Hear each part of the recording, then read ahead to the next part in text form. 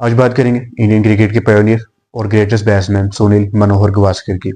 Little master कहे जाने वाले सुनील गावस्कर अपनी बैटिंग क्लास और कई जनरेशंस को इंस्पायर करने की वजह से जाने जाते हैं। Making his debut on 6 March 1971 against West Indies, he faced the most brutal bowling attack ever known to mankind in cricketing history. Sunil Gavaskar को अपनी स्लो बैटिंग और डिफेंसिव बैटिंग की वजह से कई दफा ट्रोल भी किया गया। जब पूरी दुनिया के पास वेस्ट इंडीज के उस फायरी बॉलिंग अटैक का कोई जवाब नहीं था, he used to face that attack without an helmet। West Indies के उस खतरनाक बॉलिंग अटैक के खिलाफ सिर्फ वही सक्सेसफुल थे और ऐसा लगता था कि उनकी यही डिफेंसिव बैटिंग उन बॉलर्स के सामने उनका एक हथियार है।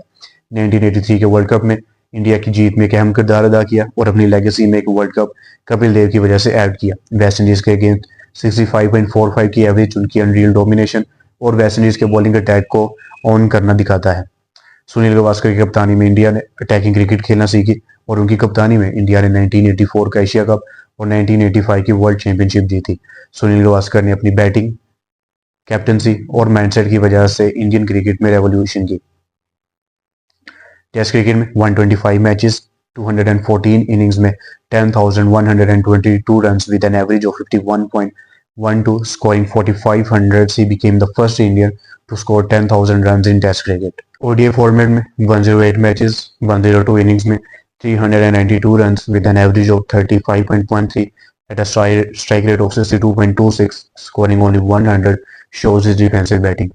1983 के वर्ल्ड कप के बाद जब वेस्ट इंडीज वर्ल्ड कप की हार का बदला लेने इंडिया आई, तो Sunil Gavaskar showed his real attacking batting और उन्होंने सीरीज इंडिया को जितवाई।